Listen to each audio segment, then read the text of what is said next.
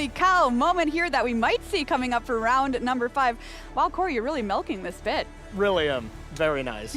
How do you like that one, Marshall? How do you like that one? You like it, Monty? No, we don't like that. I've had enough holy cow moments for one day. For one lifetime. You know, Too something bad. tells me that will not be the last one that we see. I don't think so. I don't think so. Welcome back to the booth here at Pro Tour Thunder Junction. Marshall Sutcliffe with Monty DeVuti. And we have transitioned over to Standard. And right now, we have not only 2 great players ready to face off, but also 2 players representing 2 great teams ready to face off. You can see right there Arne Huschenbeth sitting there. He's playing for Team CFB. On the other side is David Inglis from Team Handshake. Yeah, both players in their fancy Ultimate Guard jerseys. They are represented by 2 different factions of the Ultimate Guard sponsored teams. Child Fireball on one side, Team Handshake on the other, and this is really the big teams in Magic at the moment. So powerhouse teams, powerhouse players going off against each other here at 4-0. Great start to both of their tournaments. Given that this is the most popular deck in the format, we're kind of settling into the tournament here. We got, of course, a whole nother day tomorrow of Limited plus Standard, and then Sunday will be played in Standard. How would you describe this mirror match, as we may see, you know, a decent amount of it? I was talking to Eli Kazis yesterday at the player party. He said that he sees the Esper midrange mirror almost as like playing chess. It is about a lot of forward planning. It's a lot about resource maximization, and the less predictable you can be for your opponent, the more you will succeed. Likewise, the better you can predict your opponent's plays, the more you can succeed. Yeah, this is going to be a real battle of that type here. I mean, both of these players are excellent, top of their game, and they're going to be well tested for this. It's going to be Fairy Mastermind that gets taken by the Deep Cavern Bat here from Arne. Yeah, David definitely has a bit of a main deck edge. Just having 4 copies of Fairy Mastermind does mean that the Rafines, that both players do have, of course, slightly weaker than they would be otherwise. And there's Rafine. That's the one you want to see if you're sitting on Arne's side, especially given that he already has a bit of a board presence with the Deep Cavern Bat. Yeah, being able to take the Mastermind from David and then curve into this is a pretty powerful start from Arne. Yeah, you see Denik hit the graveyard there as well for Arne. Not really the best card in the mirror. Yes. Perhaps a little value down the line for that. I assume that's a Rafine also for David Inglis. Sure is. They both got the same cool version. 1/4s all around. This card is, oh, what a card. Which one? Rafine. Rafine, yeah. Just, all of the text on this card is just so fantastic. Just flying, ward 1, just a little bit of protection, 1/4 stat line, and that ability that triggers whenever you attack, regardless of whether it is with Rafine or not, essentially giving it pseudo haste. Really, really strong. And we see Denik come back from the graveyard and into play, and in the meantime, both Rafine and the Deep Cavern Bat are going to get frisky. You see the Bat has already picked up 1/1/1 counter last time. Yeah, connive 2 this time, 2 attacking creatures.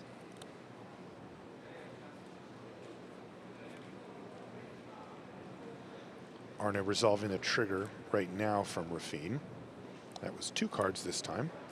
Yeah, didn't see where the target went, but I wouldn't be surprised if it was the Bat, just to make it so it could become 4, but ultimately it was Rafine spreading the power, knowing the Bat is already living anyways.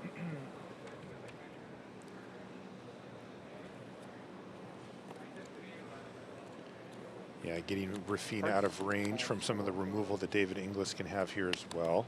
Taking a look at the hand, though, for David. By the way, he's also a Seattle local, so this is a close GP for him. Home turf. A couple of Wandering Emperors. You see a Fairy Mastermind just joined his hand, and then he's just got lands otherwise. Does have the Plains and the Caves of Koilos, so can deploy a Wandering Emperor this turn. Rafine with that ward 1, not going to be a target for the Emperor in terms of removal quite yet, but the fact that you have access to the Emperor means that when you pass with 4 mana up and Arne is seen your hand thanks to the Deep Cavern Bat, suddenly the dynamic of the game changes a bit if Arne doesn't have a counterspell, which he does in that Normalize for the potential Planeswalker.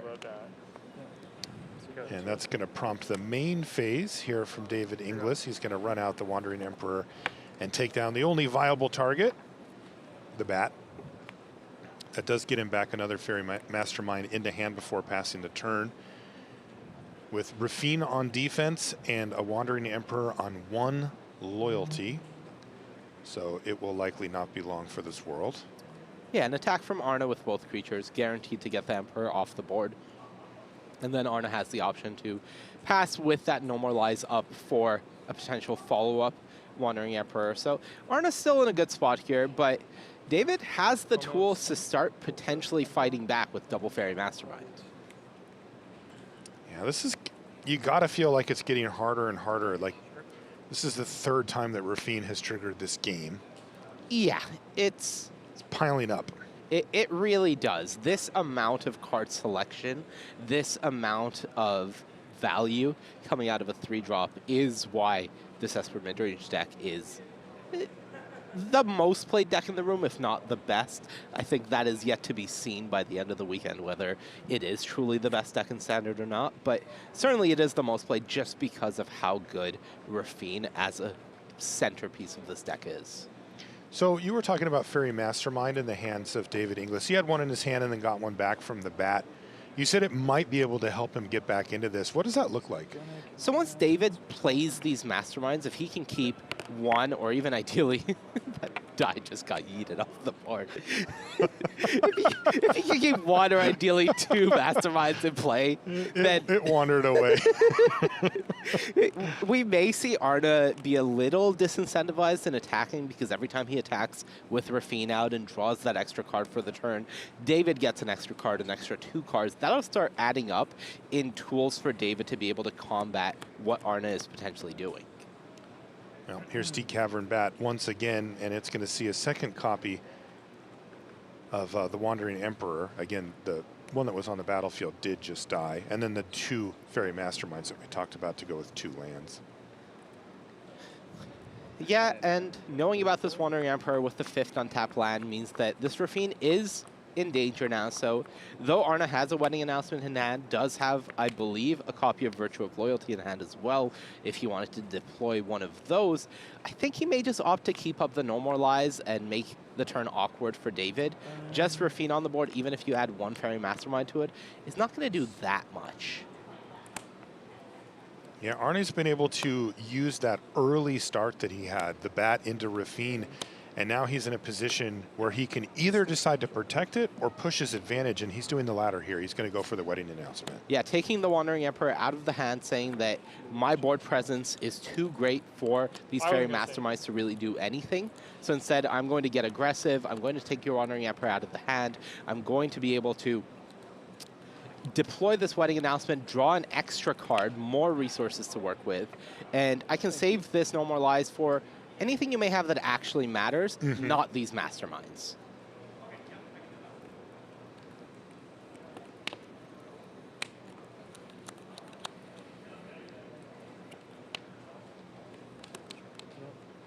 And it looks like Inglis is getting perhaps a little desperate here. He's going to attack with his Rafine to get that loot going, just to try to find something. Yeah, the good news so far is with the blocks from the untapped Rafine and the attack going to the Wandering Emperor, Inglis's life total is really high. 18 is a good amount. Now this will start getting knocked down in chunks rather than small bits as these creatures continue growing, as Rafine keeps attacking, but it will start whittling down quite a bit. At the moment, he's pretty high. He's passed the turn back with at least those 2 copies of Fairy Mastermind. From Arne's perspective, we know that that's all he has. Yeah. And Arne is now surveying the scene, trying to figure out what he wants to do. But again, this Rafine has just run roughshod on this board. It came down on turn 3, and there have been attacks every single turn since it's been here. And we're on turn 6 now? Yep. So we're going to see 1 Fairy Mastermind, but that's going to get no more lies right out of here. And it looks like the other one will hit the battlefield and probably get gone for the throat. How do I past tense go for the throat? At any rate. I think it is gone for gone for its throat, maybe. Its throat gone for? Yeah, that works. I should not have gone down this road. The good Arne news may is, choose to cast the card, go for the throat. I think he may go after the Rafid on the other side rather than this mastermind. Sure. Arne will allow David to have the card here in order to just make sure that David's board is nothing. Yeah, at this point, Arne has many options. He actually has 2 copies that go for the throat plus that virtual loyalty that we talked about before. He is right now deciding, though, what to discard from the loot from Rafine. But at this point, now he's just sifting through his library. All the lands go away. Yeah, He Arne can craft a really beautiful plan here. Arne has had an attack for 2 cards from Rafine, 3, 2, and now 3 again. This is just way too much card selection for these mid-range decks, and each turn Arne's hand is really looking like its ideal version. If you're in David's scene and you say Arne discarding a go for the throat there, you're like, uh-oh. We're pretty close to done here, aren't we?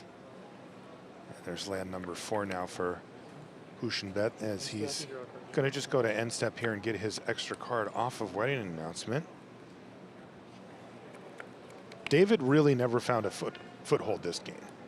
No, not really. It's a combination of being on the draw and your opponent having that 2-drop disruption creature, slowing down your plans into the potential into the Rafine on turn 3. That made it really hard for David, always being reactive and not able to get that Rafine off the board. Suddenly, he's trying to keep up without the card advantage or the resources that Arne has access to. And this kind of board state can really be snowbally. This is a big part of the Esper midrange effect that the games look this way.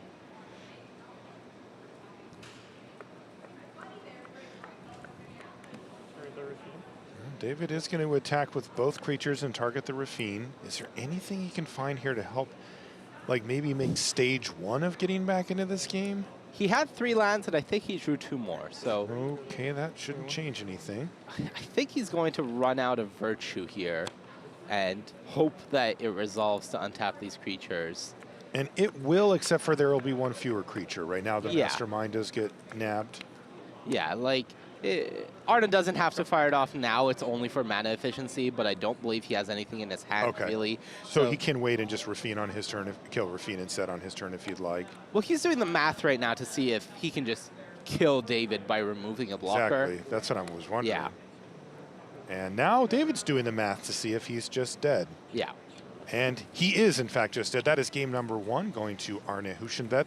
And again, it really felt like he took 1 big step ahead, and he never looked back. He was able to press that advantage. Yeah, removal extremely important in this mirror. Not for anything other than really just Rafine.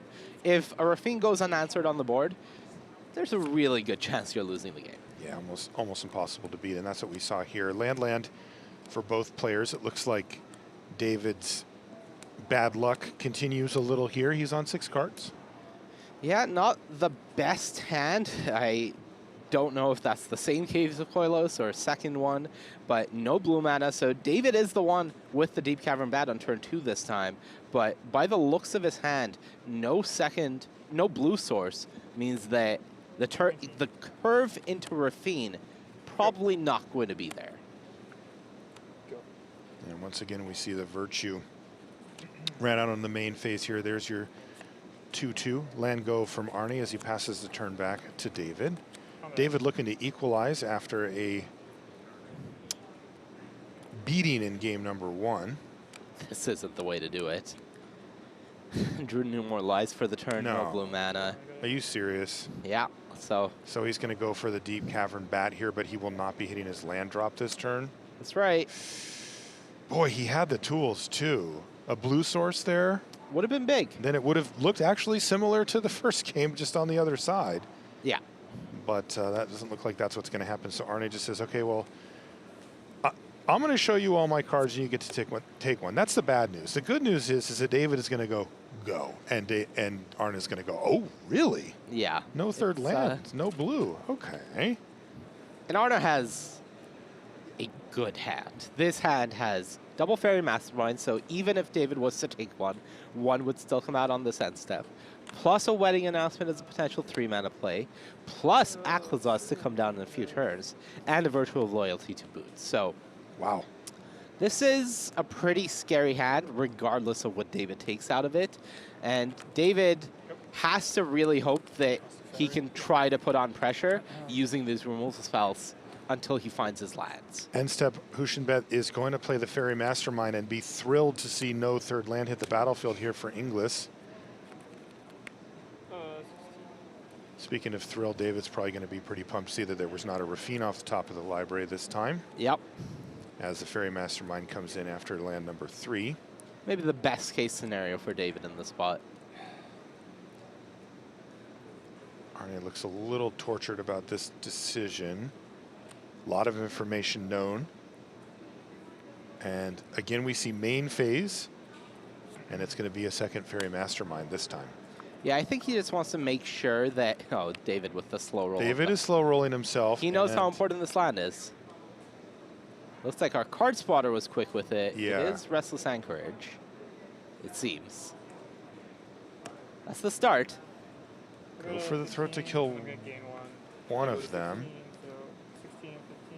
Okay, this is all good, but the big question is from Arne. Look at Arne, he's ready to untap. Oh, but there was a land. It is tapped this time, though. But we've got a game on our hands here, kiddos. This one could go really cool now. Let's see what happens. Go for the throat for Arne means he now has an answer to the potential Rafine from David. Go ahead. David, of course, doesn't really want to slam down the Rafine into 4 open mana, as well as a Fairy Mastermind giving Arne an extra card, but may feel like he has no choice. If he draws a land here and is able to go for the throat, leave up No More Lies, suddenly things get interesting, because I think David in that position would feel like he's in control of the game rather than continuously trying to catch up. Yeah, there's tremendous pressure on English to continue to hit land drops at this point. That last one was what is keeping him in the game. But this draw step here is the question. Did he find another land? I think another go for the throat was the pickup. Okay. So more things to do at instant speed. Maybe that relieves the pressure of him feeling like he has to act here.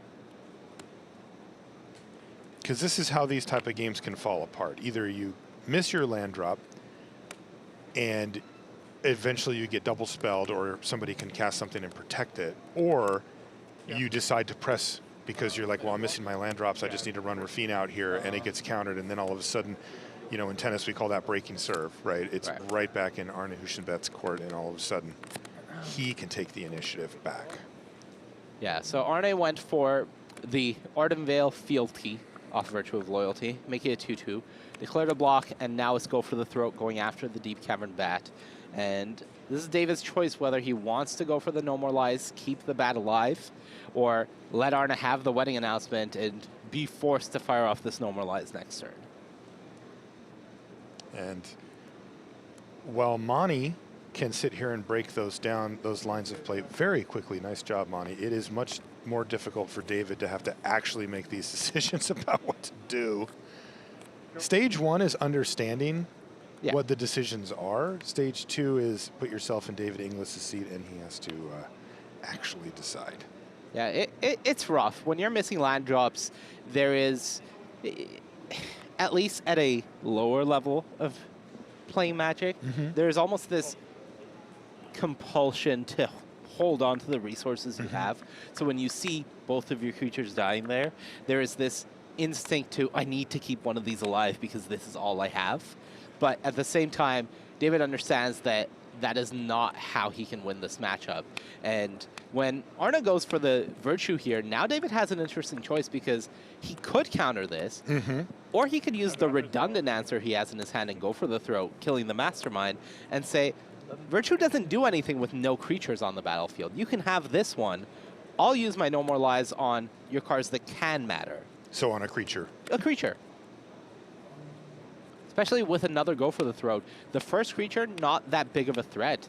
So I wouldn't be surprised to see David go Anchorage, Rafine this turn, and say, okay, your next creature gets a counter, but I have a go for the throat plus No More Lies next turn. I might be able to take control of this game through your Virtue. And so the downside for David is if he plays Rafine and just gets it killed, Oh, it's over. then it's done. You know, not over, but your But he hand- doesn't have the luxury of... No. Yeah. There's no waiting. There's no, hey, I'm going to take my time and I'm going to pass. It's, I'm behind on basically all resources. I'm behind on board. I'm behind on mana. I'm behind on cards. I'm far behind on life. I need to do something and hope it works. There it is. Aclazot's hitting the battlefield into the tapped out David Inglis. And this is one of the big heavy hitter finisher type cards that this deck has. Yeah, it is a very strong tool in the Esper midrange mirror. Just the fact that, one, it is a large flying lifelinker. Two, it has value when it attacks. But three, it also gives you value when it dies, so further taxing your opponent's removal and resources. The card is a lot to deal with. Yeah, this one's even bigger. It's a 5/5 thanks to the virtue of loyalty. It's also a nice answer for Rafine.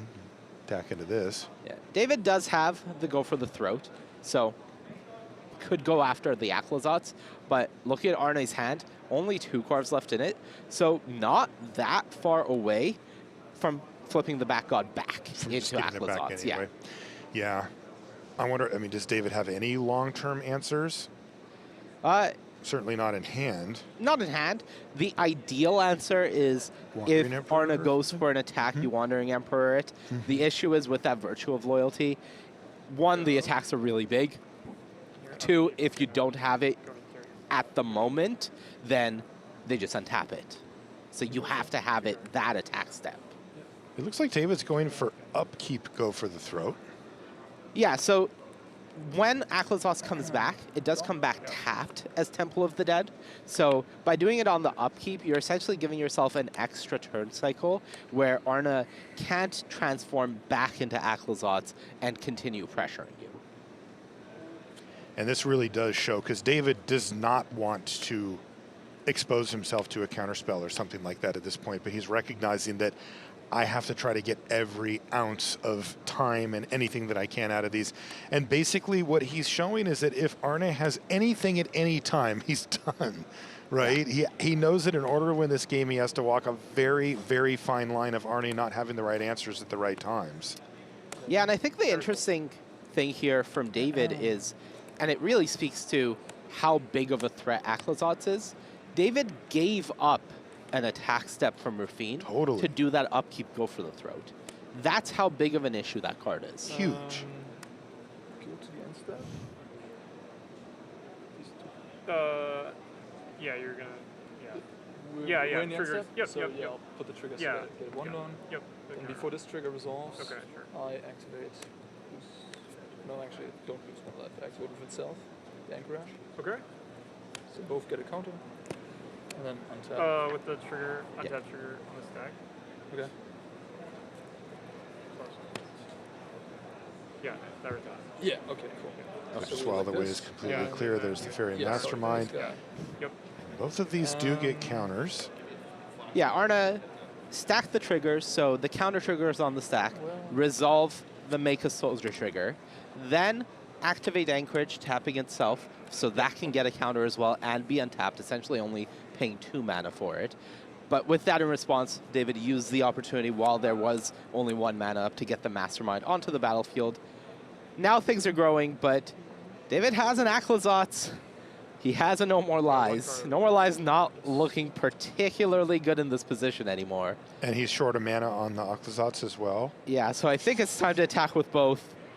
Hope you find a Cross land. your fingers. And hope your Batgot resolves, because you're in trouble. Yeah, I mean, I think at this point, David is fairly convinced that there's no counterspell in hand here for Arne just now. He had multiple times to use it. Oh, wow. Okay. He's going for max counters. He's going for the Anchorage. 3 triggers from Rafine. Wow. Okay. David getting aggressive in the spot. He can't win in 2 turns by doing this, right? If it was unimpeded, he could in theory. I see. The issue is with virtue of loyalty on the battlefield, untapping all the creatures, Arne can continue getting aggressive and have creatures on defense, and he has multiple potential blockers. So getting aggressive isn't as easy as it sounds. Oh, this has been such a fascinating game. You've really helped us, Monty, see the pressure that the players feel at different times for different reasons. I'm being pressured on life total, board state, land count. How does this go if this were to stay in the same position for 5 turns, you know, that type of thing. And, you know, this game has been really a story of desperation for David Inglis. His actions have shown time and time again that he's recognized fully that he's in a disadvantageous position and needs to take on additional risk that he would prefer not to give himself even a chance to win a game that he's significantly far behind on for most of. It's a tough spot. It is a really tough spot, and David, to his credit, is trying to pilot it as best as he can, but that is, again, a tall order. It was a nice hit. It evened things up at 7 apiece. Yes. Yeah. But unfortunately for David Inglis, Arne Huschenbeth had one more card in his hand. It would produce a 2-2, and that would be enough to attack for lethal. Really well played by both players. Yeah, it's a tough matchup. It is a matchup that everybody playing in this room, if you're playing Esper midrange or not, you have to be ready to play against Esper midrange because it is 30%-ish of our field this weekend. And there's a lot of nuance to it. There's a lot of small decisions. But there's also a factor where if you stumble, it makes your life a lot harder. Yeah, and you could really see that, particularly in game number 1. Slight stumble there led to the loss for Inglis. He wasn't able to take game number 2 either, so that's Arne Huschenbeth continuing with the perfect record. We're going to take a short break. When we come back, though, we're going to go right to the booth, the news desk with Maria, and she is going to set up our next match. Hey everybody, coming up after the break, we have Yoshihiko Ikawa versus Michaell Russel. Ikawa is trying to get all 5 colors of mana into play to be able to cast very cheap leyline bindings and finish the game off with a big old Atraxa. Russel is going to be playing Boros Convoke, trying to go very wide with a bunch of creatures and finish the game before Ikawa can do so. Domain Ramp versus Boros Convoke coming up after this.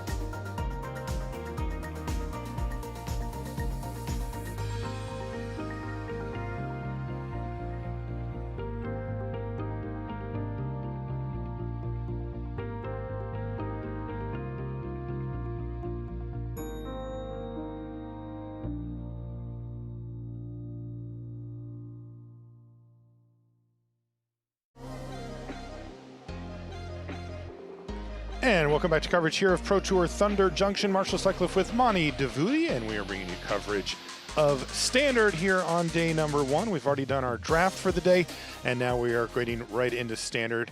And we just had an Esper mid-range mirror match. That's not what we have this time, though. This is actually looks like two very different approaches to the format. We've got Yoshihiko Ikawa in our feature playing Domain Ramp. And across the table, Michaell Russel on Boros Convoke. So a much, like basically the fastest approach versus, 4-color ramp. Yeah, Convoke is the premier aggro deck of the format. I would say has some combo elements to it, but ultimately it is just trying to get aggressive. On the other side for Ikawa, this Domain Ramp deck, really cool, has a lot of awesome elements to it. Very weak against control decks, but can be quite strong otherwise. Both of these players are backed by very strong testing teams as well. Michaell Russel tested with Team Worldly Council, and Yoshihiko Ikawa is on the Moriyama Japan team, which has Yuki Ichikawa, Rei Sato, Kenta Harane, like huge names on that team as well. Yeah, Ikawa is definitely a powerhouse Japanese player in and of himself. He's had a lot of great results in the past and is a player that I always love to watch play. He is extremely good and typically brings not the most standard deck choices. This being a standard tournament, of course, it is a standard deck choice. Is this a perfect start, by the way, for Michaell? No. A perfect start would involve this start into a Knight Errant of Eos on turn 2. Okay. I think Corey would have called that a holy cow moment, but fortunately we dodged that this time around. Okay, so this is a good start. This is a pretty great start. Okay, pretty but great, not but not perfect. Yeah. Gotcha. That's herd migration there for Ikawa. How do you get out from this start? You need to make it one more turn and then depopulate the board. That is the answer. Would you say it was a cow moment or a holy cow moment? This was just a cow moment. Maybe it was a holy moment. I'm not fully decided. But How did we get here? It's only day 1. yeehaw! I need a T-shirt that says it was a cow moment. Okay. It's just going to be me, you, and chat that gets it. Look, all Who the else cool is kids there? will be in on the joke, so me, you, and chat. Herd migration getting a land here. This plane's almost certainly trying to set up for a turn 4 depopulate. The question is, do you make it there with the battle cry ability on the Evangelist really ramping up the clock here? But if Ikawa has one of these tools, one of maybe a 2-mana removal spell or a Topiary Stomper to ramp up a bit here, that could help bridge the gap. I would guess Ikawa has a Wrath of some kind in hand and just needs to survive this turn cycle. The 3 life from the herd migration. Doesn't hurt. Little buffer. Yeah, if you have a second herd migration, that'll almost certainly help keep you alive. Combats. Okay. That'll do. Results. Basically half the damage coming across Yeah. about now. That's leyline binding, by the way. Don't do 2 Yeah, the Evangelist was definitely the biggest threat of this board. 5 damage coming across is not a big deal, all things considered. It's not great. You're not happy about it, but it's not a big deal. And Michaell does not want to add more to the board, it looks like, so he's going to pass the turn back over to Yoshihiko Ikawa. Oh, who has another copy of Herd Migration. Yeah. Back up to 15. Yeah, One step at a time. And these are straight up basics here. I saw 2 Atraxas in hand, so that is not where you want to be. 2 Atraxas in hand? Yeah, that's... the deck is pretty cool. I think you're just not patient. You just have to wait till 7 mana. Like, Just what's wait the it big out. deal? Just wait it out. Ikawa's at 15. We see a Phyrexian Might created on instep there from Russel. So there's the first poison counter as well. Oh, another land, though. That's a lot of lands. Yeah. And go. Mirrex is doing a great job here of allowing Russel to develop while holding reactive cards. All right, it is Sunfall time. Angel named. That's for Atraxa in a few turns, and there's the Sunfall. And there's the Sunfall. So there's the big reset. All right. 2 white. Michaell, just checking to make sure 6 creatures, so that is a 6/6 Phyrexian. Another Might can get made here, and that'll be one more unimpeded damage. But Russel's hand, not very impressive. A land, Case of the Gateway Express, and a 1-drop, the only things left there. I believe the 1-drop being Warden of the Inner Sanctum. That is not very impressive. It's Inner actually Sky, excuse me. potentially facing down a 6/6 here. Not great. Not great. Yeah. Unless you're Make a Ikawa. might. Oh, Ikawa's feeling fantastic now. If you're taking 1 damage potentially here, great. If you're taking no damage because your opponent is just making a Might at sorcery speed and growing this Warden, even better. You have a 6/6. So it was actually no damage that turn. Yep. The Warden's a nice little threat, but it's going to take a while before it really counts. Yeah, Ikawa's got a lot of time now. a lot of time. And we definitely are starting to look at the possibility of Atraxa hitting the battlefield at this point. Hardcast. Yeah, the good old-fashioned way. Yeah, this domain ramp deck definitely has like a hold your breath curve. It's like turn 1, you're almost always playing a triome. You're playing a tap land. Turn 2, hold your breath. Turn 3, maybe make a play, hold your breath. Turn 4, you might be holding your breath still. But turn 5. If you're still conscious. Yeah, if you're still conscious by turn 5, oh boy, you've made it through the worst part of it. You're fine now. All right, it's going to be Spelunking and a natural land drop. So we are there. That's the 7 mana we need. Yeah. No cave put into play, no 4 life gained. But 7 mana's on the board, Atraxa's in hand. I think 2 cards, so both of those might 4 cards. There you go. So 2 Atraxas plus 2 unknowns. And a Phyrexian on the board. So blocker available here for Ikawa, and still a ways away from that Warden having flying from that 3rd counter. I think the only card in Michael's hand is Case of the Gateway Express as well, so not really doing anything in this spot.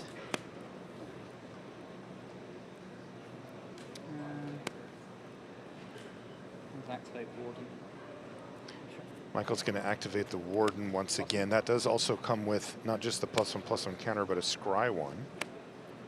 Yeah, I do. It's been bottom, by the way, so either a whole bunch of lands or nonsense on top, or Michael's looking for something very specific. I think that's the end And of that it. should do it, right? Removal spell to kill the Warden itself. Yeah, long goodbye into Atraxa is... Thank you.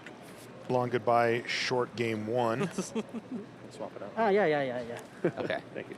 Ikawa did transform his Incubate token into a Phyrexian as well at the Is end this of enough third. to concede? Like, does Michael have any way to get through, around, over? I think Michael's going to see what is coming here. I think when Ikawa takes this Leyline Binding and has an untapped land for it, that is the concession moment probably. How about the Archangel of Wrath? Look, you already have an Atraxa in play. There's a depopulate. None too. of that is all just gravy on top of this Wow. delicious feast that Ikawa is I was going to say, this is a here. tasty meal here, if Yeah. that's the gravy. Yeah, 'cause there's I'm the white interested. mana, untapped thanks to Spelunking. Yes. You have that Leyline Binding, you have Domain. Say go, and this is, you know, No attack from Ikawa. you have to really, great designer search, make up your own magic card here to get out of this one if you're a Michael seed, because I don't think the card exists in the standard format. Yeah, not in standard, or at least not in the colors that Michael's playing. Evangelist is the play, Yes. a play I should say. Case of the Gateway Express currently dealing 5. Not enough to take down the Atraxa or the Phyrexian. Yeah, once Atraxa hits with lifelink, it gets really difficult to imagine a win. Hold on, lights. Thank you. So I think we're going to see Leyline Binding on end step here. That's good. Yeah. And that's going to be game number 1 going to Yoshihiko Ikawa. Looked like it would matter. Really, that sketchy middle period. Yeah. But honestly, the 6 life was really nice It from the herd migrations. was really nice. And then we saw Sunfall was the devastating play that Yeah. kind of cleaned things up. Just keep holding. Keep holding your breath. There's that Warden for Michael Russell. Russell on a mulligan to 6 this game. Ikawa Okay. with the full 7.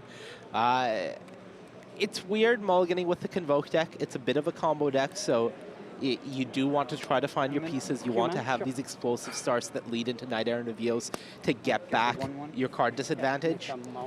But at the same time, when you mulligan too much, things start getting clunky. He does have that Knight Errant of Eos in hand. That's the big piece. He has multiple creatures on the board already. This game is off to a potentially better start, I would say, for Michaell Russel. 1 drop and a 2 drop. 3 creatures on board. See what Ikawa wants to do. Hold his breath. Are we already there? No, I think he might be up the beanstalk this turn. Okay. All things depending on what is in his hand. And then you're holding your breath. Well, if you're climbing beanstalks, I do not suggest holding your breath. Like, you need all your energy. Dr. Marshall, Yes. not recommended. It's just a recommendation. All right. He did, yes. Of course.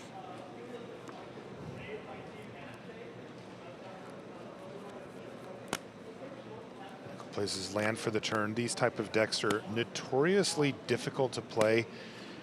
Not in complexity, but in punishment. If you make one misstep with these type of decks, these aggressive token, every bit of damage, every bit of sequencing matters. If you make a misstep, it usually is enough to make you lose. Because when it does, when it's close. 6. This always looks like an attack. Yep. But it's actually Knight Errant of Eos, as you mentioned before, Monty. Only finding one creature. Oh, that is a disaster, more or less. Not a great creature, and How did that happen?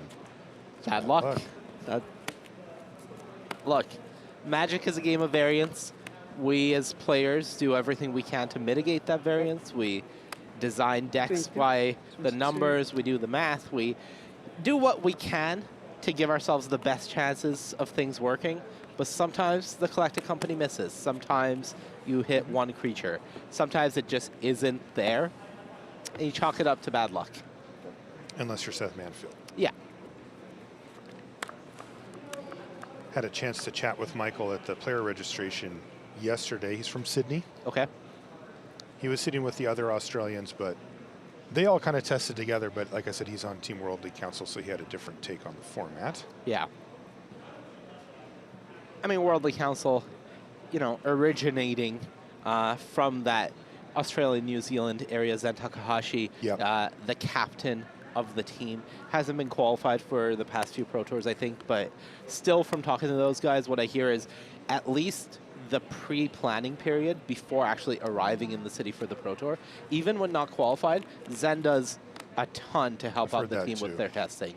Very dedicated to continuing to cultivate the scene and help out the players, regardless of whether or not he himself is attending the event. I've heard that as well.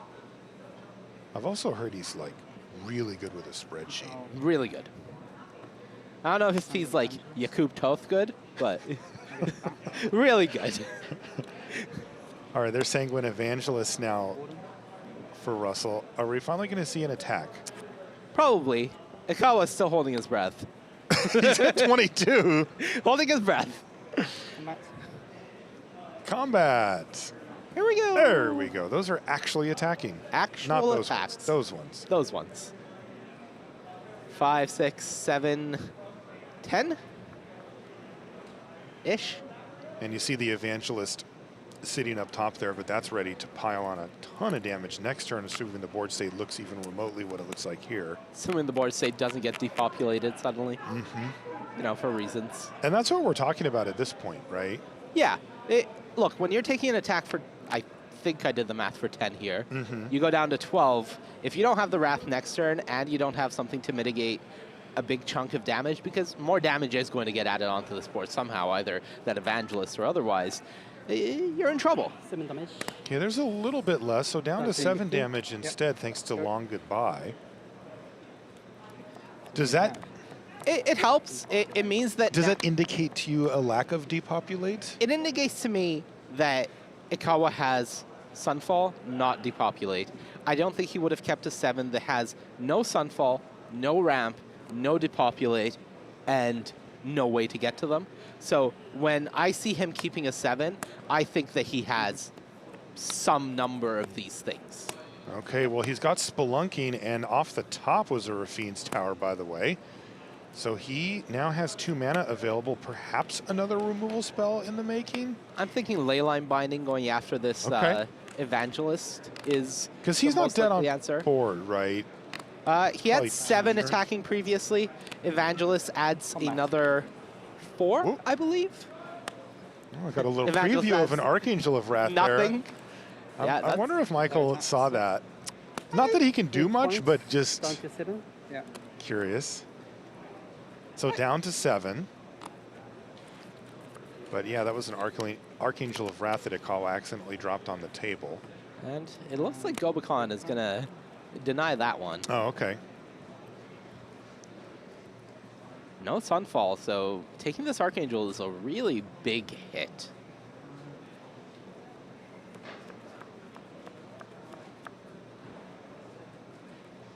And then he's got a Stomper over there, another Atraxa, which is out of range currently. Yeah, and the Frill, The Tranquil Tranquil Frillback. Frillback? Excuse me. Yes. What does that guy do again?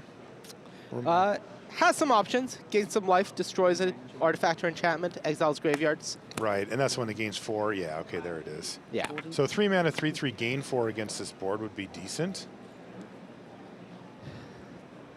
I think you have to kinda pay the needed a cost, heavy so it's hitter. 4 mana for the gain 4. Oh, 4 mana. Right, Yeah. right.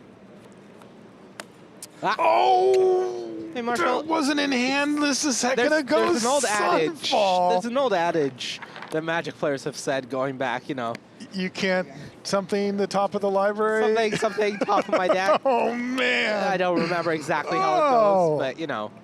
That was brutal. Sunfall off the top for Ikawa, and all of a sudden, the reset button has been pushed, and Michaell Russel now has to try to rebuild. He did do a good job getting him down to 7 here, but didn't have anything going. Oh, and he's just going to pass a turn back, too. I think Ikawa finally stopped holding his breath. He's good now. All right, yeah, the breath hold is The breath has been released. I think we're chilling now. Oh, my Lord. Okay, Stomper there's time. the Stomper, and that's going to set up Atraxa. Yeah. You have to search for the basic land. This is your 4th land. You can go for the frill back here potentially if you really want to put in the 3/3. Ideally, I don't think you do. Wow. Now you have the 6/6. Probably just pass here. I don't think you need to attack with your 6/6. The 7th land means the Stomper is a blocker now. And yeah, you have a Yeah. Traxa next turn. Well, you know you what are they say. playing it cool. You can't Invasion of Gobakon the top of your opponent's library. Oh, is that what they say? Wow. Tale as old as time. Really old adage. Magic players have been saying that for years. Yeah, if you've been around the Magic scene, you know what I'm talking about. You've heard. You can't Invasion of Gobakon, the top of my deck. Amazing.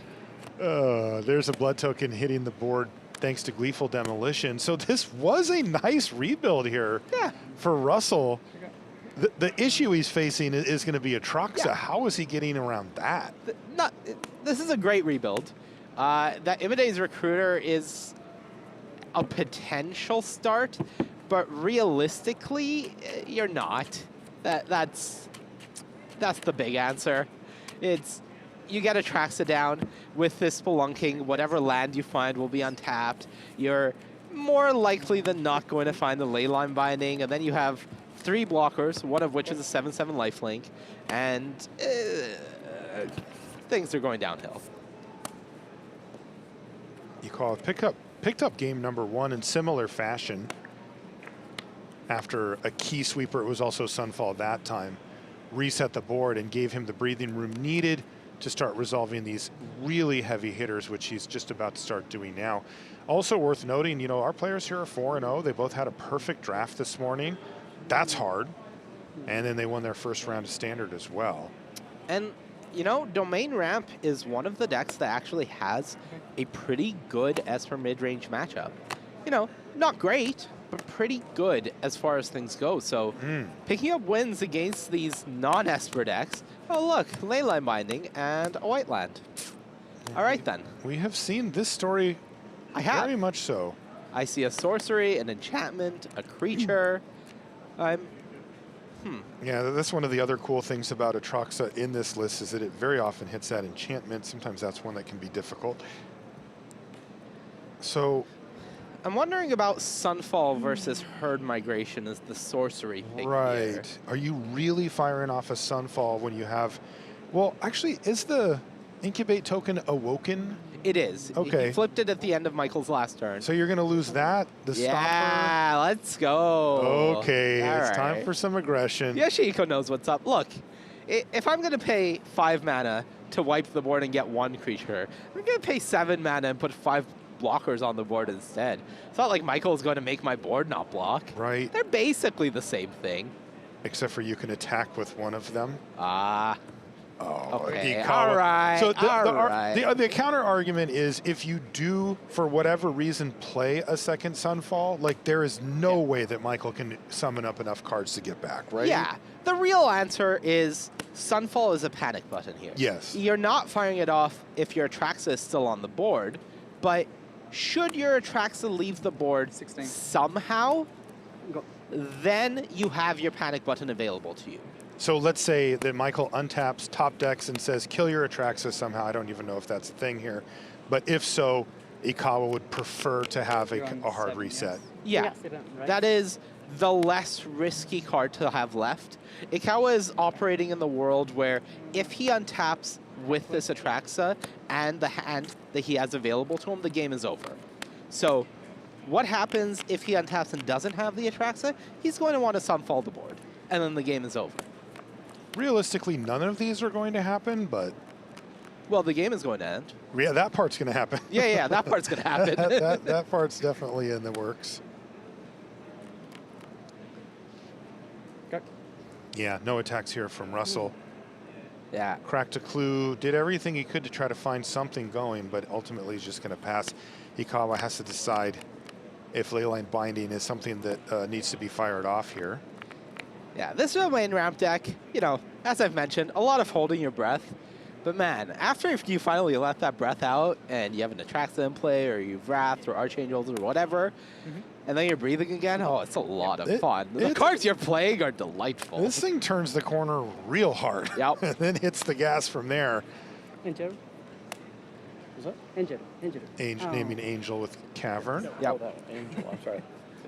And notably, Ikawa is at a point where he still has that Archangel of Wrath, by the way, under Invasion of Gobakon. So that has attacks on it, but he can deploy that. So What is it, 2 extra mana from 2 extra Invasion? mana. Yeah, no big deal when you got all this. Oh, he also has 2 in hand, He by just the way. has- this might Angel. prompt Yep. 4 game. some concession action here pretty 11. quickly. 11. All right, Combat. from 7 to 11 to 18. 18 probably.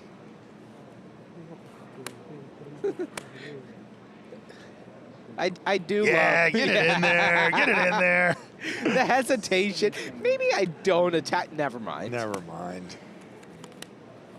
It basically eats a creature that it would block it anyway. Yeah. 11 damage. And you until take 5 and 11, 5 I up go to to 18, you're Yep. at 5. Yeah. Draw a card, extend the hand.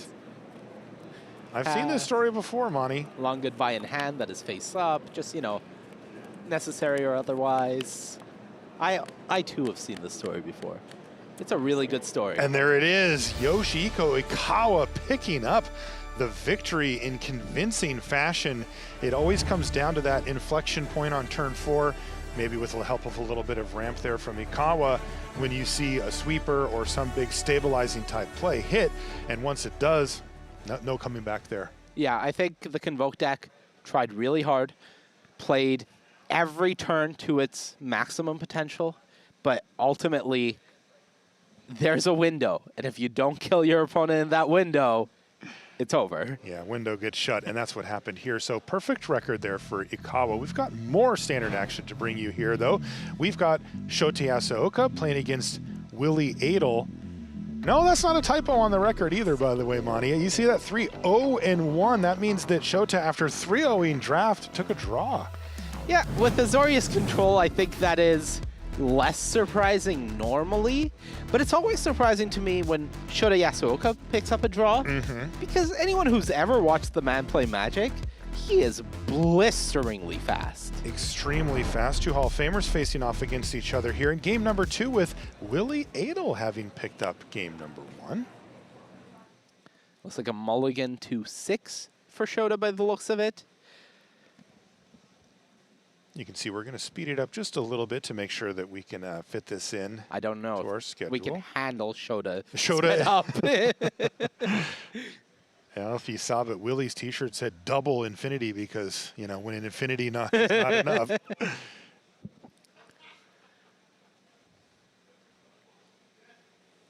Decent hand from Shota, but Gobakon really disrupting things a bit. Well, you know what they say.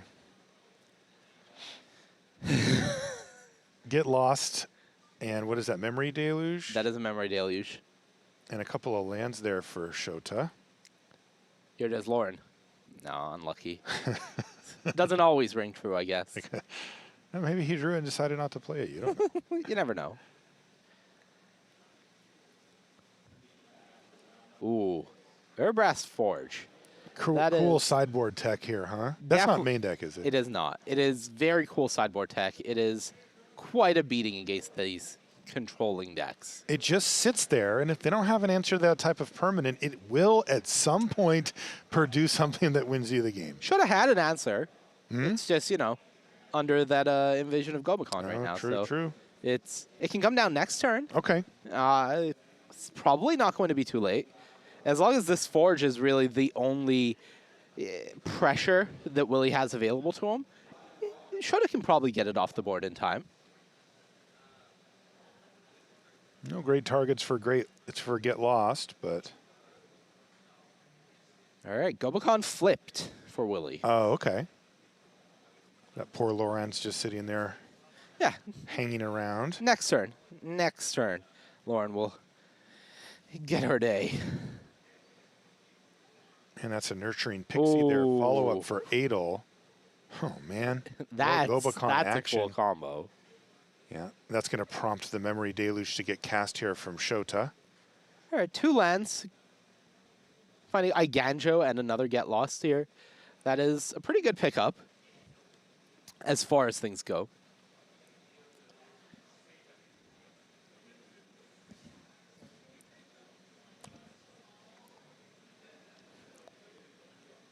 Ooh, and Gleeful Demolition. This board is adding up now. Still not that much damage, but the potential of damage is getting higher and higher. It is. Once again, we're seeing ourselves starting to scratch our head and think, do we need a sweeper here? Now, I assume that Shota Yasooka has access to such effects, given that he's playing a blue-white control deck. He absolutely does. I think the first priority is get that Forge off the battlefield. I love starting off with that and the Lauren. But step 2 is definitely get this board under control, and we know his hand, at least last turn, didn't contain it. Maybe this turn. WIlly going for the activation of the map token. Going to see an Epicure on top of the deck. Don't know for sure if he wants that one. It does deal a damage, and the blood tokens do continue allowing you to sift through your deck faster, which is nice, finding the cards that do matter. But maybe ultimately not wanting to spend the time on it. WIlly says, I'll keep it.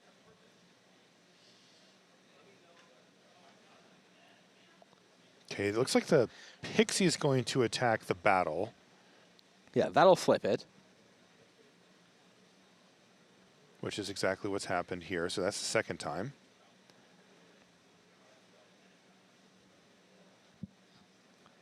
Humans named with Cavern. But then it's just pass the turn back over to Shota. Well, pass the turn back and grow everything by 1. And grow everything. Light Shield Array is a very scary card. Because now the first Wrath is, well, if it's a depopulate, it's a problem. Sacrifice Light Shield Array, creatures you control get hexproof and indestructible until end of turn. Right. So really, Shota needs to find a Sunfall, and he needs to find it fast, or at least an answer to this Light Shield Array to be able to push that through. The Lauren got in there. In the meantime, you know what? Light Shield Array only cares about creatures that attack, so I will attack with all my creatures. Now, Are notably, we going to see a Lauren activation? No. that Get Lost, I believe, can hit enchantments, just not artifacts. So That's that true. can go after this Light Shield Array before the end step, prevent more counters, and then if Shota does find a depopulate, can use that to clear off the board. The question is, Oh, but it looks like we're just going to go for a sweeper. yeah, if he doesn't have the depopulate in hand, and that's the depopulate found, I but did see it. you don't have enough mana to do both depopulate and get lost on your turn. Right, the get lost is going to cost 4 still, right? Does he have a Tishana's Tidebinder in hand? Yeah, so if he has a land, he can go depopulate, and if WIlly sacrifices the Light Shield Array, then Shota has the Tidebinder to counter that activated ability. That does work. And WIlly activates. All right. It does have Okay. that. Tidebinder gets to just pop in its head and say hi. Hello. But it did its job. Okay. All right. Hanging on by a thread is Shota Yasooka. Board cleared. Phyrexian Might from Mirix on end step. Yep. Oh boy, we're cruising now. This gets in is for still really tight.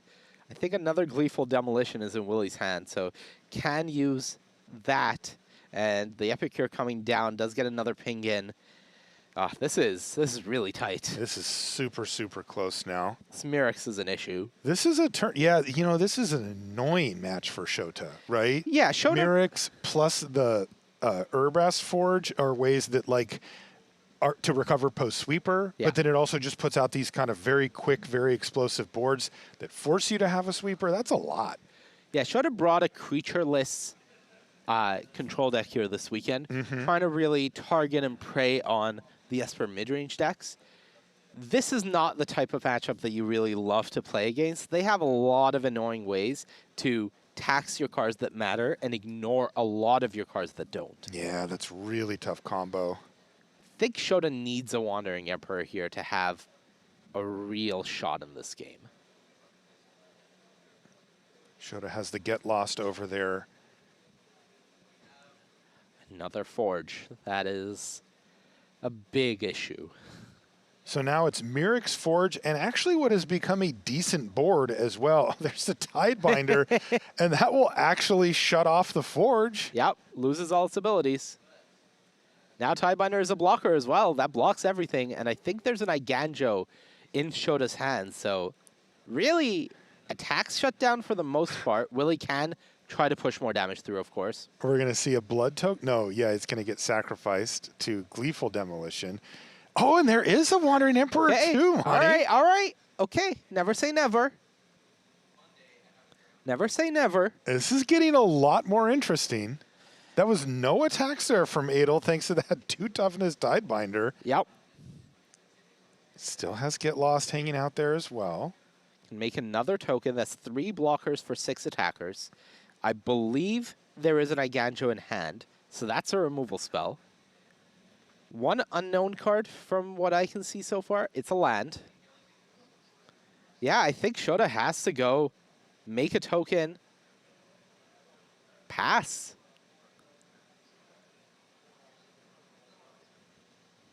Is he attacking with the Anchorage? Oh, wow. Making a map token. Hey. All right, Shota. And making it 2-2. Okay, all right, okay. Okay, Shota, we I'm in. see you. I'm in. That is awesome. Willie's at 13. And the map token's going to go on the Tidebinder, and there's the Sunfall. Fastest top of his life. Leave it on top. Oh, that's reinforcements, though? That is Is that enough? 8 attackers, if I'm counting correctly. 3 blockers. That's 5 damage. Sack the blood, but there's an Iganjo, so this is only 4 getting through. WIlly needs 1 point of damage. Oh, but this is exactly what he needed. Because this is actually going to take away a blocker and make another attacker, too. Yeah, I think that Oh, does it. that was perfect. And yeah, Shota, he can use the Iganjo to take out 1 block attacker block 2 other things. And I think that's it. And it's too much. WIlly Edel with the 2-0 against Shota Yasooka. Shota with the perfect draft start, then a draw and a loss. So a bumpy start for Constructed, no doubt about it. Yeah, definitely not ideal. I think he navigated that end game state to a point where he definitely could have stabilized from there and potentially won the game in a few turns. It felt like he had stabilized. Yeah, you know, but from the here. combo of more pressure on the end step plus the removal spell that unlocks the Forge really was just too much to overcome, and couldn't really play around in that spot. Yeah, so many small creatures on the other side. All right, that's going to do it for this round here from the Booth. We're going to take a small break. When we come back, though, we'll be back at the news desk to set you up for the next round of Standard. Don't go anywhere.